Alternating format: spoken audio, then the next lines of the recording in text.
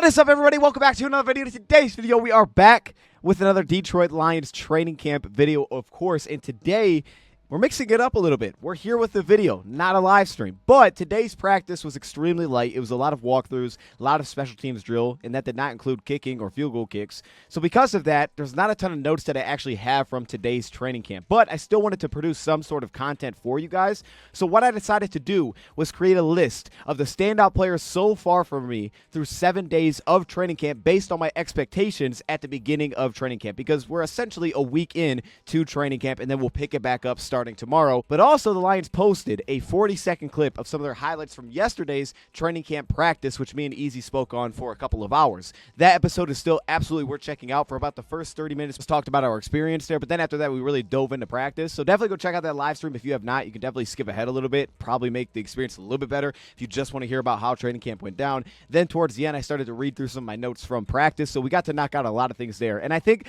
there's potentially some of these plays that I can expand upon from the highlight reel that the Lions posted, maybe some that I really can't because of the angle that was there. But they also had some of my highlights in this video. So I was like, hey, we have to react to this. So we're going to react to that, and then we're going to take a look at the list of players that have stood out to me so far through training camp 1 week in. So let's get it started.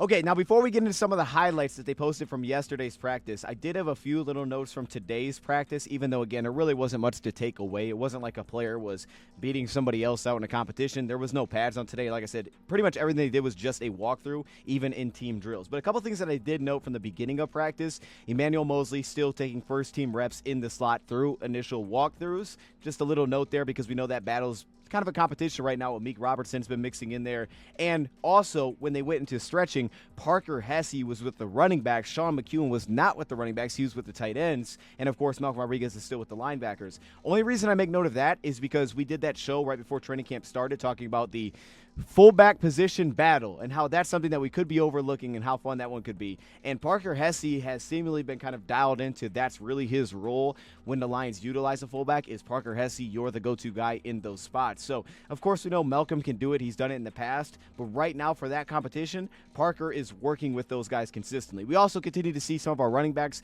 go through receiver drills to start practice. Speaking of receiver drills today, right in front of us, what a lot of the work there was like setting up different type of concepts. We got to see them work on screen blocks, X blocks out of screen setups, bubbles. We got to see them work on different like rub route combinations that they could set up, say for against man coverage with like, hey, a post wheel or a slant flat. Just working on different combinations with multiple receivers, maybe a trips receiver set, like working with 3 receiver combinations and things like that, curl angle. So it was just a lot of like 2-man, 3-man concepts of receiving routes, but it wasn't actually like full speed or anything along those lines. Then when they got into some of their walkthrough 11-on-11s, and again, they were just walking through, Brian Branch was at safety with Kirby Joseph. And with that being the case, Emmanuel Moseley was holding down the slot cornerback position going through those walkthroughs. So we talk a lot about like, hey, where's Branch going to be? Where's Iffy going to be? Those kind of things. That's all needs to be shaken out, and today didn't shake anything out. However, that's just where we saw them align today, at least to begin things, was Brian Branch at safety alongside Kirby Joseph with Emmanuel Moseley holding down the slot cornerback position. So something to just kind of keep an eye on as of now. It feels like it's a good starting place. Still got to see with the second team offensive line.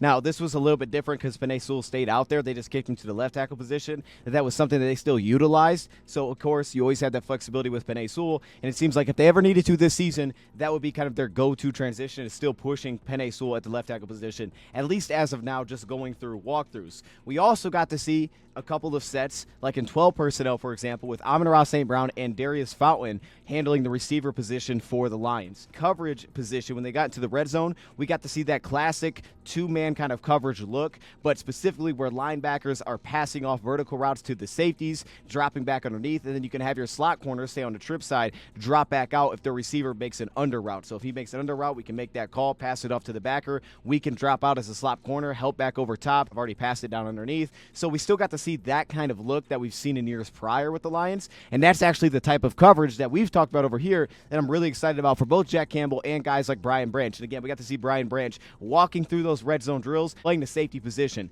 We also saw Carlton Davis come up with an interception, but again, it was not like a real throw. He just kind of floated it over to to the sideline, but it looked like some sort of like maybe red 2, like cover 2 in the red zone that he ended up kind of dropping into and picking it off. So he played a little in-between game there. If anything, you just got to see how long Carlton Davis was and how effective he could actually be in some of those spots. Because if you guys remember in years past, we'd a lot of times have different corners in the game just for like goal line scenarios and things like that. We'd see Will Harris step into those spots. So Carlton Davis could really add value there that we haven't talked about much, but a specific value, especially when teams kind of get inside the 20, inside the 10, and they're still looking to throw the ball. We got some special teams drills. We saw a little bit of a battle between Jermar Jefferson and Jalen Reeves-Maybin, kind of went at it a little bit. And Jefferson, man, he just feels like a key contributor on special teams. You saw yesterday the competitiveness kind of come out with Jefferson. The coaches seem to really love him when he's out there for special teams drills. Also, Vaki was called for a flag by Dave Phipp. You could see he grabbed like one of his piece of papers out of the pocket and threw it in the air like it was a flag. And as I touched on an X post, Enos Rakestraw was taking some reps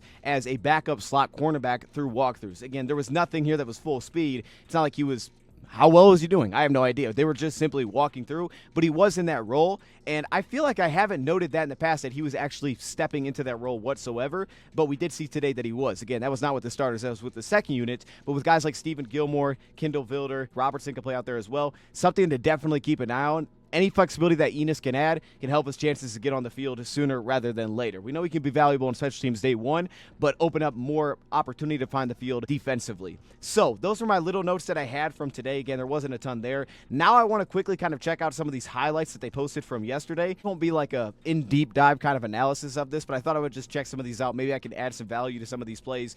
And the first one here, of course, we have is the Jamison Williams dig route over the middle of the field. What I loved about this is actually seeing this back is that this ball didn't have much air on it. It was pretty much a line drive pass right by the ear of Jack Campbell. What I remember, though, from this play is that he was basically the second guy through, and I think that speaks back to the time that Jared Goff has been getting in the pocket behind this first-team offensive line, which we'll talk about in a second here.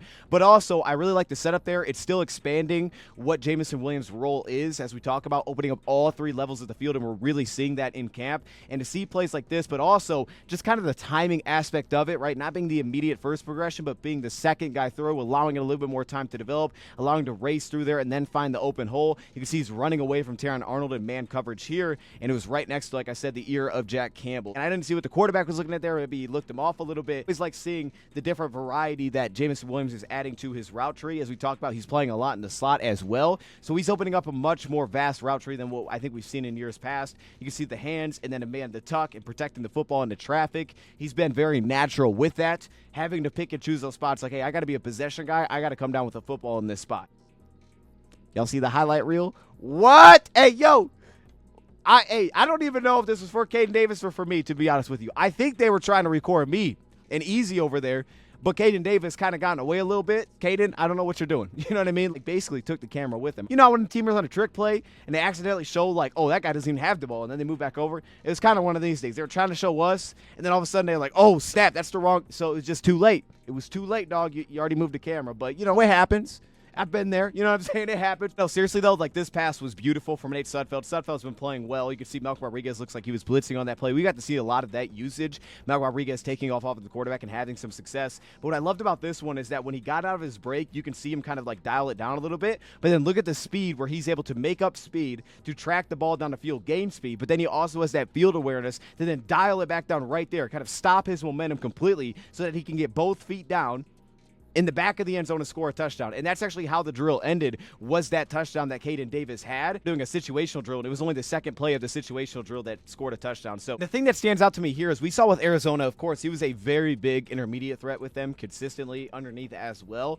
Even though his run after catch I didn't think was outstanding, he was a pretty big threat within basically 10 yards. A lot of speed outs, a lot of stuff like that. Really good footwork as we see on a play like this in the back of the end zone. But it's also the fact that he's working outside the numbers on a play like this. I don't think he was actually in the slot on this play. He could have been. I don't think he was. I'm pretty sure he was out wide. Also, I have to acknowledge the timing of this throw. Look at when the ball is coming out here from Nate Sudfeld. As soon as he hits that break, that thing is led to the back of the end zone. That timing is spectacular because if this comes out later, the coverage gets back into the play. He can actually finish in the back of the end zone as he does here to score this touchdown. So we've seen this now 2 days in practice. He did this in one-on-ones as well, where the ball was out before the break even happened. It was put on him by Nate Sudfeld, I believe. And on that play was, again, Caden Davis. So the trust that these quarterbacks are gaining with Caden Davis to be where he's supposed to be and then to finish those plays plays. That is what stands out to me on plays like this. Regardless, though, he's working outside the numbers into this deep post over the top. So opening up that vertical passing game from not just like, hey, we're just going to stretch you down the seam, being able to do it from an outside or a wide receiver alignment, that is pretty exciting. And again, in terms of the versatility that he offers, we had Donovan Peoples-Jones and his one grab that I had noted from Team Drills, and I got a little bit of a cheer from kind of the family section here on this play. And what I liked about this one most is obviously the pass a little bit behind him here, and he was able to go back, reach out, and snag this thing over the middle of the field. And the Lions have opened up. They've gotten guys wide open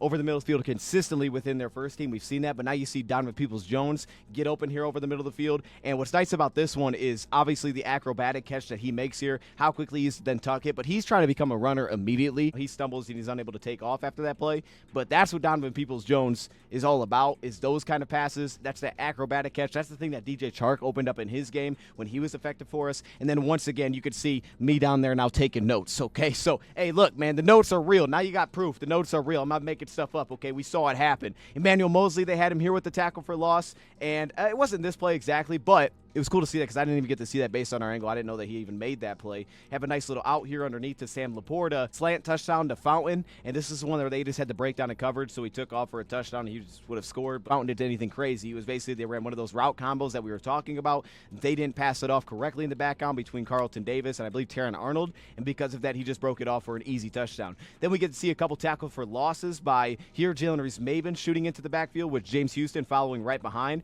And what's cool about these couple of plays is they look like some of their zone blocking plays, right? You kind of have this seal block on the backside. Then here you have St. Brown kind of stepping down inside, as we've seen before, to go pick up maybe a linebacker or his defensive back. You're going to see how fast the linebackers are getting into the backfield. And the second one stands out to me because it's Jack Campbell shooting down into the backfield, finding the opening, and taking his opportunity to go make a tackle for loss. That's something that we didn't consistently see last year, is him taking advantage of the opportunities. He was very consistent to get where he was supposed to be, but in terms of coming up with TFLs and just finding his way in the backfield through the box, that wasn't consistent. So to see his willingness to diagnose this quickly and just go and fill and make a play behind the line of scrimmage, obviously the front has to be doing their job as well to be handling multiple blocks, to not let those guys get up clean to the second level. So you see guys like Levi in there working. Lee McNeil was also working on this play as well. Aiden Hutchinson off the edge. So it starts with those guys first, as we can see. And you can see Levi's holding his ground. He's not getting pushed off the point of attack right here against Kevin Zeitler. And he also looks like he's dealing with Frank Ragnow in the interior. So he sees his ability to hold some ground, not get pushed off the point of attack. He's handling multiple blocks.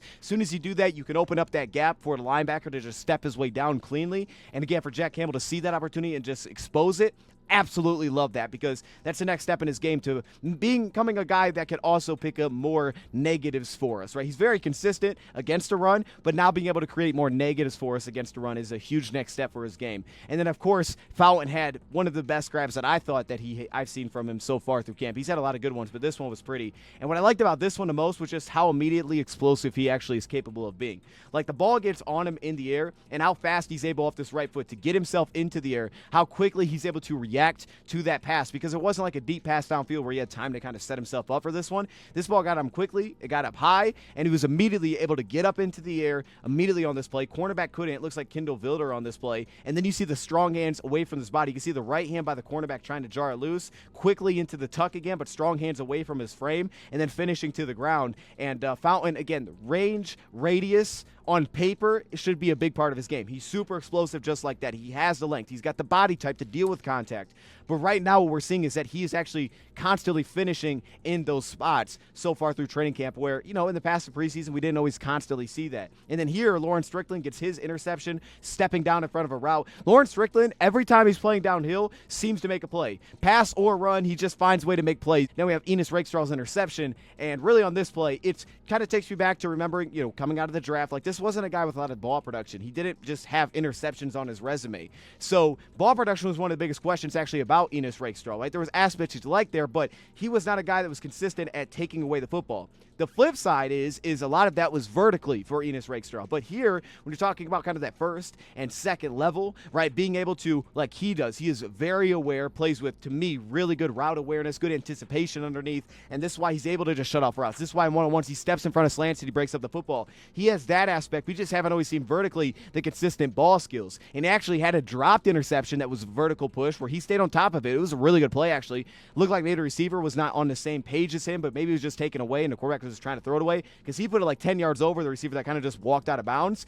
And Rakestraw should have intercepted it, didn't. And you can even see on an interception like this is not pretty, right, by Rakestraw. It's like the ball essentially looks like it's catching him on the play. You can see right there, it almost pulls him down. It's not the cleanest grab necessarily, but he does finish the play. You can see his ability to get up in the air, take it out of the air, and make a play on the football. And I think that also speaks to some of that slot and nickel ability where it's like, hey, for a second level, especially in zone, if you could take the football away, you're going to have more opportunities to do that underneath from that role than you would maybe from some of the wide role. But Rakestraw's been awesome to this point so far in camp. This is a list of my standouts 1 week through training camp. Now, let me also say this. There are other players on here for sure that could absolutely be listed that I just did not list. I initially came into this thing, I'm only going to put one player per position. But I got to a point where I was like, I can't. I got to include this guy somewhere. But I also did this based on my expectation, not somebody else's, my expectation coming into training camp, what I've thought about these players coming into it and what we've seen so far, guys that have maybe went above what I've even expected, or at very least met the expectations, but probably more based on what I've seen so far through camp. So that's my expectation versus, again, anybody else's. That's how I put this list together. There are other players that have performed well. Some of these guys, maybe they popped a little bit earlier. Some of them maybe popped a little bit later. Some of them, maybe they've been just consistent throughout. Maybe they showed things that I didn't expect of them. But I thought these guys I wanted to really give some attention to. Like, for example, Jared Goff could absolutely be on this list. No question I could have put Jared Goff here. He's looked clean. He's had a really good command of the offense. Jared Goff has looked super accurate as well, especially in the one-on-one drills. But in team drills, the ball doesn't hit the ground very often. Now, they had the interception. The ball just doesn't hit the ground very often. Goff has been outstanding to this point. That being said, though, I'm a big Goff guy. I think Goff is one of the best in football. And if I rank the guy in the top, would I put him in the top 7, top 6 quarterbacks or something in the NFL? Obviously, my expectations are extremely high for what he's going to produce. I honestly could still say that I could have put him on this list, and that's fine. I was just trying not to put too many names on here. But Goff's obviously done his thing. But the guy that I think needs the attention is truly Nate Sudfeld. And that's mainly because Hendon Hooker is going to get a lot of the attention. Understandably so. I'm a big Hendon Hooker guy. I was coming out of Tennessee. We did a mock at one point. I took him round 1, and that's me as a Goff guy, but I really like Hendon Hooker too. But Nate Sudfeld, for me, what he's done to this point hasn't been perfect. Obviously, he had the interception as well. Sudfeld has had a really good feel within this offense. His timing has been incredible. The speed at which he gets the ball out of his hands on even the easy routes, he's making the easy things look easy. And I say easy, it doesn't mean they're easy, but he's making the easy throws. He's making the slant flats. He's making the screens. He's making things look easy. You're seeing some of that athleticism kind of pop out, but you're also seeing a guy that looks like he's in the second year of this offense. It just has a feel for it. He has a lot of arm talent. We've seen great flashes of it, but we haven't consistently seen like blunders and like, what the heck was that, Nate Sudfeld? We've seen some misses, and sometimes like the Peoples-Jones one, they made a great play still. But we haven't seen like multiple terrible decisions from Nate Sudfeld. He's looked really good to this point, and I think the biggest thing that Sudfeld has done has made it a real competition of you're going to have to keep 3 quarterbacks, okay? Because obviously you're not going to get rid of Hendon Hooker, but you're going to have to keep me around as well. You're just not going to be able to let me go because you would trust me right now to be in a game. Now, by the time we get to the regular season, obviously that could change. Maybe you'd rather have Hooker in the game. And I think that on paper, Hooker's probably going to still end up the backup quarterback. But I think right now, you're keeping 3 quarterbacks with Nate Sudfeld. I put David Montgomery for running back for me because Craig Reynolds also would have been a really good option here. To me, Montgomery has just looked great every time he's touched the football. And I just feel like this is a guy that gets overlooked because he's not making as much flash or splash in the pass game. So maybe that's a reason not put him on here. We know Montgomery is an excellent running back, so there are higher expectations. But he just never feels like he has the buzz necessary. And every time I walk away from training camp, he's just one of those guys, not to the St. Brown level, but not far off, where I just step back and I'm like, this guy's good every time. Every day he's good. Every day he seems to have a pretty big run. He's very consistent behind the line of scrimmage. His vision, his cutbacks, how nifty he is between the tackles. I mean, everything is immediate. It's urgent. It's fluid. It's all sound. Like, David Montgomery just looks so consistent every time he touches the ball as a runner. All the other, buzz around the running back position group, this is the guy that I just don't feel like gets enough talk. It's kind of like the St. Brown thing where it's like you just expect him to be awesome. That's why St. Brown's not on here, even though St. Brown's like awesome every single day. Oh, move on to Parker Hesse, as I've talked about. It's mainly because, to me, if the Lions are going to keep a fullback, he has kind of carved himself out that role. You have flexibility for other guys to do it, but when Parker's been in there, he's also looked very impactful as a run blocker in particular, as a lead blocker. He's been an impact blocker for the Lions on run blocking plays. But then in the pass game too, he's got reliable hands. He's not going to ever really do much after the catch. Kabindo wasn't a big run after catch guy either, and he got a 2-year deal at one point by the Lions because he would lay the wood, as they say. He would set the tone as the lead blocker. And the Lions wanted to get dirty and they just wanted to block and move people.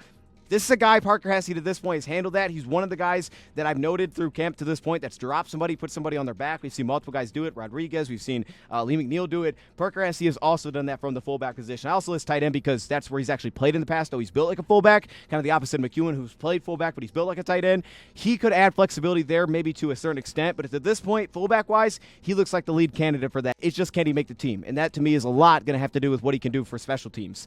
On to the offensive line, and I couldn't narrow this down. I didn't know where to go with this one.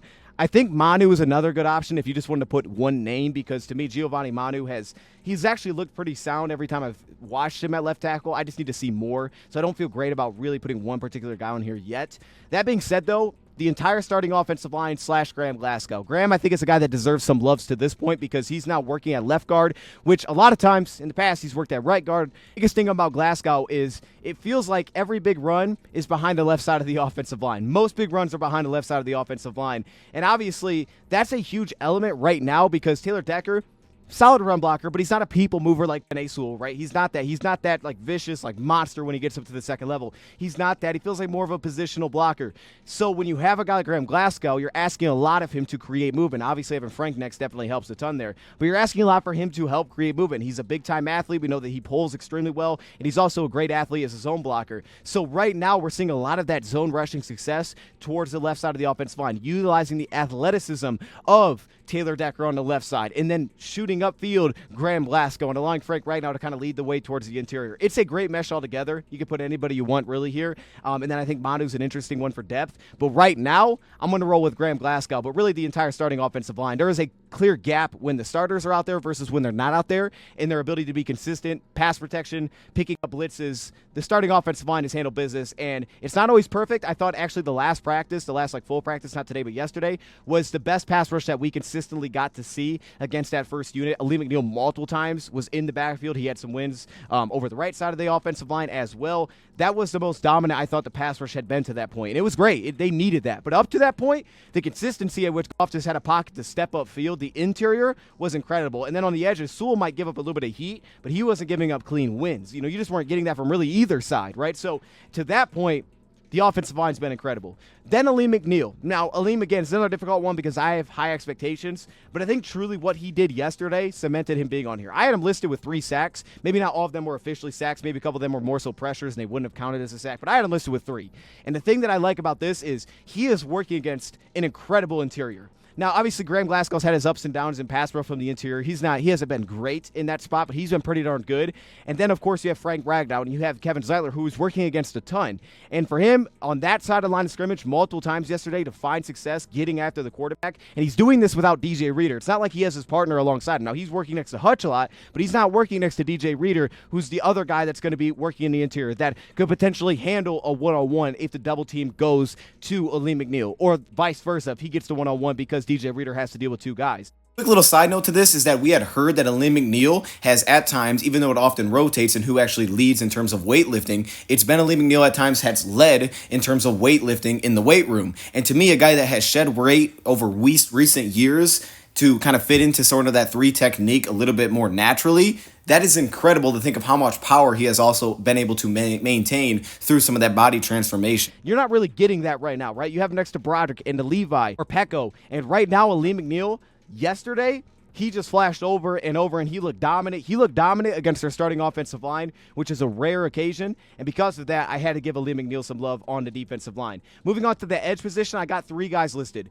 Isaac Ukwu out of Ole Miss, the undrafted free agent, because to be honest, out of all these undrafted free agents that we brought in at this position, he's flashed the most to this point. I don't think anybody's been consistently great. I don't think anybody's put great practices back to back to back that I've continued to make notes about him. But out of the multiple players that we brought in at that position, Isaac has had the most flashes to me, especially especially recently once the pads have come on, and his ability to get after the quarterback, but also be impactful against the run, find a way to live in the backfield, right? We've seen Betts have flashes as a pass rusher and get in the backfield. We've seen Houston do it, but Ugu right now has been separating himself a little bit there, and really over the last few days, Mitchell Agood has been the guy that separated himself a little bit in there as well, like utilizing his length, fitting in pretty naturally in a defensive end role. And to me, he's always had length. He's always had a lot of core strength, the ability to shed blocks at the point of attack, handle his ground, but he's also always played a little bit upright. I really question his ability to walk people back and create bull rush, so I've always had questions there, but he's put multiple days together now of some production. Very least against the run, he's pretty consistent there, which is awesome. Like, you kind of expect that, but he is showing, like, I'm going to be pretty consistent against the run. But then as a pass rusher, he's given us flashes. And then I have to give it to Davenport because, again, since the pads have come on, Davenport has kind of make his presence felt. And honestly, it's because he wasn't really practicing full participation to begin training camp. This may be much easier to consider putting him on this list.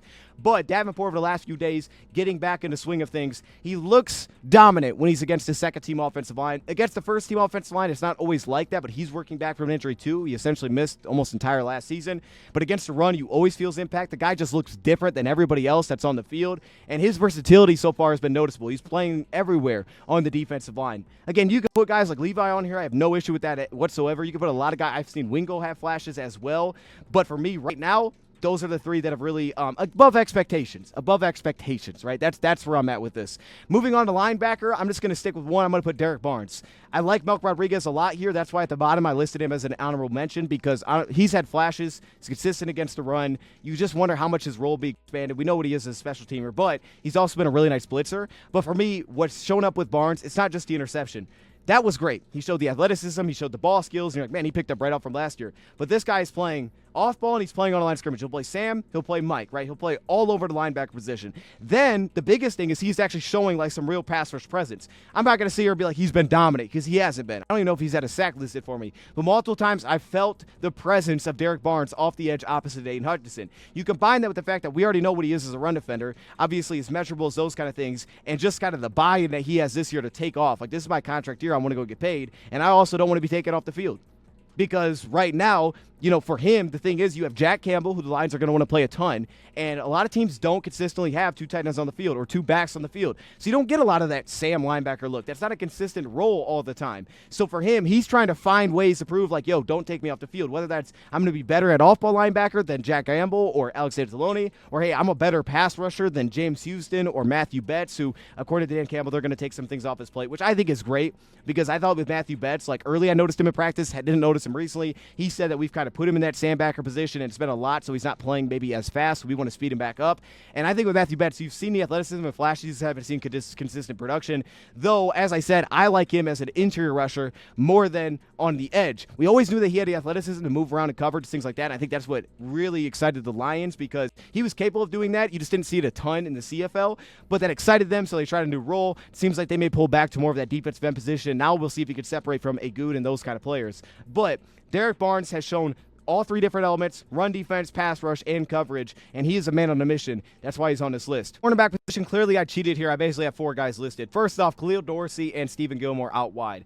I know Dan Campbell said he wants to see more out of Stephen Gilmore, and I'm sure he does, but I think he's also just challenging the player to really push for an active role on this defense because he obviously has big-time ball skills. I think he's showing him playing these with a lot of physicality for a guy that's undersized, and athletically, like, he's a really good athlete too. He transitions well, he's smooth, he's fluid. In man coverage, he loves that press assignment. It's probably trying to open up and be more consistent all the other variety of coverages, particularly downfield, not becoming grabby, right? Those kind of things, just being more fluid, more consistent. That being said, though, he has been a consistent playmaker every single day, and it would feel crazy not putting him on here right now, who's competing with the second team. Then, of course, we have Khalil Dorsey, and I know Dorsey's back, but yes, last year I loved him in the preseason. I thought he was our best corner, and this year, again, he just keeps making a name for himself because, to me, it's the battle. There have been great battles. For example, at receiver, like Isaiah Williams and he have had excellent battles back and forth. Isaiah's won some. I would say Dorsey's probably won more, but Dave Hayes had excellent battles. He's went at the depth at receiver. He's just went at those guys. He has experience, so he gets it. He's going at these guys and trying trying to earn himself a role. And man, Khalil Dorsey just looks really good. He has some versatility,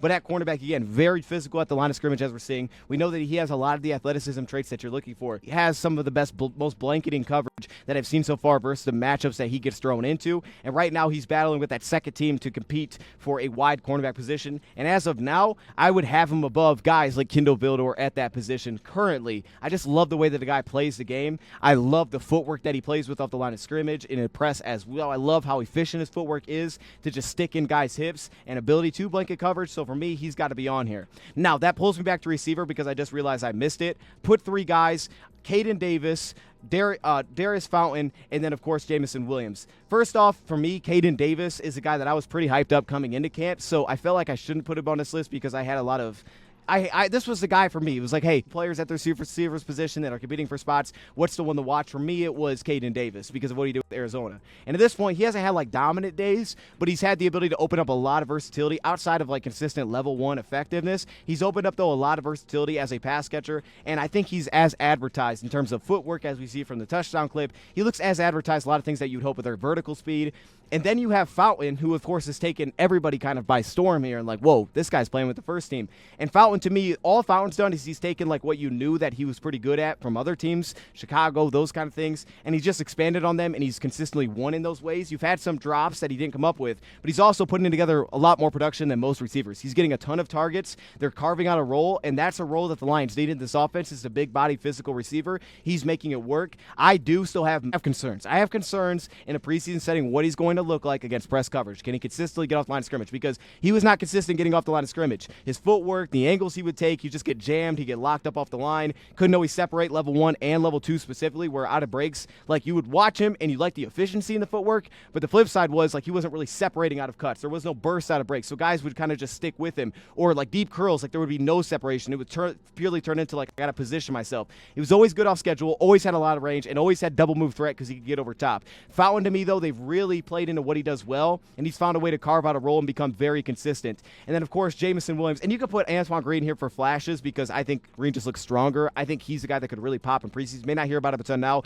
Watch for preseason. I feel like he's going to really pop. I think, honestly, I wouldn't be surprised if preseason comes and goes, and Antoine Green is actually the standout receiver of all these guys, probably with Caden Davis as well. And, of course, at slot cornerback, that's kind of how I'm listing it now. Again, I'm kind of cheating, but I went with Enos Rakestraw and Mo Norris. Mo Norris was more early in camp, right? As soon as pads really came on, hitting guys, being physical against the run, all of those things carrying over that you would expect. So, again, things that I thought about him were as advertised. Consistency in coverage, though, was a real question. Like, he transitioned well. He wasn't extremely fast in a straight line, but this was a guy that really felt like he had the slot body type, couldn't really maybe kick him out wide, and I always wondered if he could play at safety. Lions may have given him reps there, and I may have missed it, like on that last play. He may have been playing safety. I think that it's worth giving him safety looks just to see what it looks like because I think that could be the best spot for him. I think in terms of some of the twitch to just match guys from the slot, he's going to have some matchup problems. I think at safety, though, you could potentially minimize some of that because he has shown ball skills, he shows the length, and he really is a willing tackler. So for me, I'm just curious to see if we continue to see an expanded potential like variety of roles because if so, that could be a shot to make the team. I know he's going to be impactful in special teams, but his shot to make the team could be, hey, I can play a little safety too and not just play in the slot. I can rotate around. And then, of course, Enos Rakestraw is probably the easiest one on here, to be honest, outside of Jamison. You feel his presence against the run. He has tons of mental confidence. He has tons of mental toughness, which I talked about when we did our breakdown video. This guy, I mean, just it happens. He moves on to the next. He's on to the next immediately. He is an emotional player on the field, as we've seen in the past, even though I haven't seen like those kind of outbursts on the field right now. But at Missouri, he was emotional, right? But at the same time, it was the right kind of emotion. Man just wanted to win, right? He wasn't a guy that would like get in his own head and then just start messing up things. He was tough. He was emotional, but he was as competitive as he got. He wanted to talk crap to everybody. He was crazy competitive. And right now, everything that I would have hoped, like the ability to sink at the top of the route like he does, the ability to mirror the pacing of routes, the ability to jam guys off the line of scrimmage and kind of sit on their hip, like all of those things that I was hoping. And also what I loved about him coming out was he had variety. He could play press, off-band, and zone at a good level at all of those things. He was good at all of those. It was just like, hey, the traits, like ball skills, play speed, those kind of things. And while you'll still have to have some concerns about play speed, plays can kind of run away from him, Tom Kennedy on the drag yesterday, but what you're also seeing is that the ball skills are showing up. And that's something that we didn't really see a ton of in college. So that, on top of what we already knew about him, Race Straw's going to be hard to keep off the field. And then finally, Lawrence Strickland, as I kind of said in a highlight video, that guy just makes plays. Every time he comes downhill, he makes plays. And right now, depth at safety, he's stood out the most with the most impact plays. Doesn't mean maybe he's been the best or what the Lions are necessarily looking for, but he's been the most impact player. It feels like an uphill climb for him to try to make this roster. But guys, when the helmets come on and the pads come on that are just flashing, he is one of those guys specifically. And then I want to give an honorable mention to Ife Melifonwu as well because, again, this was more so from 2 days ago, but the fact that he's shown some man coverage ability is the biggest thing that I'm keeping my eye on there because I think he could do everything else pretty darn well as we saw last season. But if he continues to show like, hey, I'm much more refined now in man coverage, especially against, let's just say, tight ends, for example, with this safety battle, it's going to be hard to keep him off the field as well. So I'm going to leave it right there. Those are my standouts so far through 1 week. Let me know your thoughts in the comments below. Thank you for watching,